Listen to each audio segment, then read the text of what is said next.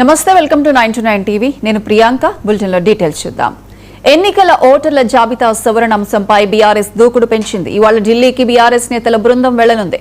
కేంద్ర ఎన్నికల సంఘం ప్రధాన అధికారులతో బీఆర్ఎస్ నేతలు భేటీ కానున్నారు. ప్రత్యేక ఓటర్ల జాబితా సవరణ ప్రక్రియపై తమ అభ్యంతరాలను వివరించనున్నారు. సర్ ప్రక్రియతో తలెత్తునున్న సమస్యలను ప్రస్తావిస్తూ చీఫ్ ఎలక్షన్ కమిషనర్ కు వినతి పత్రం అందజేసేందుకు బీఆర్ఎస్ నేతలు సిద్దమయ్యారు. ఓటర్ల హక్కులకు భంగం కలగకుండా చర్యలు తీసుకోవాలని ఎన్నికల సంఘాన్ని కోరనున్నట్లు తెలుస్తోంది. మరోవైపు ఓటర్ల జాబితా సవరణ అంశంపై ఇప్పటికే పలు రాజకీయ పార్టీలు ఎన్నికల సంఘాన్ని ఆశ్రయిస్తున్నాయి.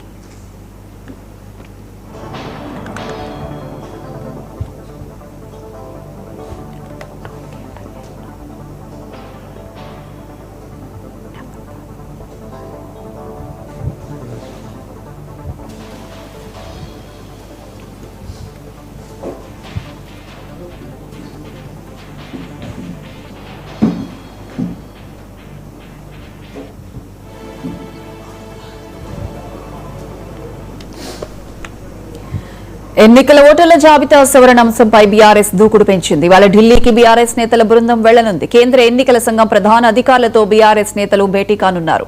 ప్రత్యేక ఓటర్ల జాబితా సవరణ ప్రక్రియపై తమ అభ్యంతరాలు వివరించనున్నారు. ఇక దీనికి సంబంధించి పూర్తి అప్డేట్స్ మా Delhi bureau chief Naveen phone line అందిస్తారు. నవీన్,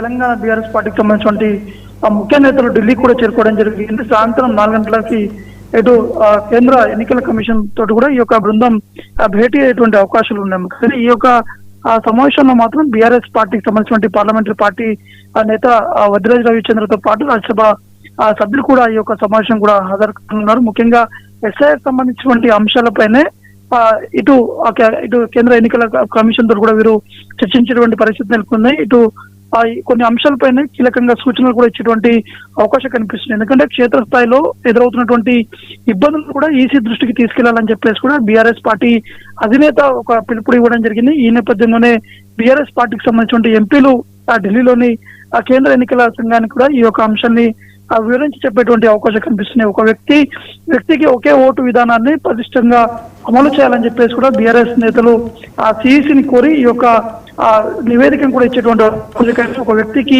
వేర్వేరు ప్రాంతాల్లో లేదా రాష్ట్రాల్లో 2 ఓట్లు ఉండడం వల్ల జరుగుతున్నటువంటి అక్రమాలకు అడ్డుకట్టేందుకు వేసేటువంటి చర్యలు కూడా తీసుకోవాలని చెప్పేసి కూడా ఎన్నికల సంఘానికి కూడా బీఆర్ఎస్ నేతల బృందం కూడా వారు ఈ యొక్క విజ్ఞప్తి పత్రం కూడా ఇచ్చేటువంటి అవకాశం కనిపిస్తున్నాయి. కాబట్టి ఈ యొక్క సమావేశం ముగిసిన తర్వాత కూడా బీఆర్ఎస్ పార్టీ నేతలు మీడియాతోటి మాట్లాడేటువంటి అవకాశం కనిపిస్తున్నాయి. ఎందుకంటే ఒకవైపు కేంద్ర ప్రభుత్వం ఎస్ఐఆర్ అనేది కూడా అన్ని రాష్ట్రాలకు చెప్పడం జరుగుతుంది. 2 ఓట్లు ఉంటే ఖచ్చితంగా వాటిని తొలగించేటువంటి ప్రక్రియ కూడా కొనసాగినటువంటి పరిస్థితి నెలకొంది. ఎందుకంటే పశ్చిమ బెంగాల్ సంబంధించినటువంటి విషయాల్లో కూడా కేంద్ర ప్రభుత్వం పూర్తి స్థాయిలో ఫోకస్ కూడా పెట్టడం జరిగింది. ఎన్నికల సంఘం ప్రత్యేక కమిటీని కూడా ఏర్పాటు చేసి సర్ని ముందుకు తీసుకెళ్లి అనేక ఓట్లను కూడా తొలగించినటువంటి పరిస్థితి నెలకొంది. కాబట్టి ఇప్పుడు తెలంగాణలో కూడా ఈ యొక్క సర్పై జరుగుతుంది. కాబట్టి ఈ యొక్క సర్పై కూడా ఇటు సూచనలు కూడా బీఆర్ఎస్ నేతలు వచ్చేటువంటి అవకాశం కనిపిస్తున్నాయి. Right Naveen, thank you.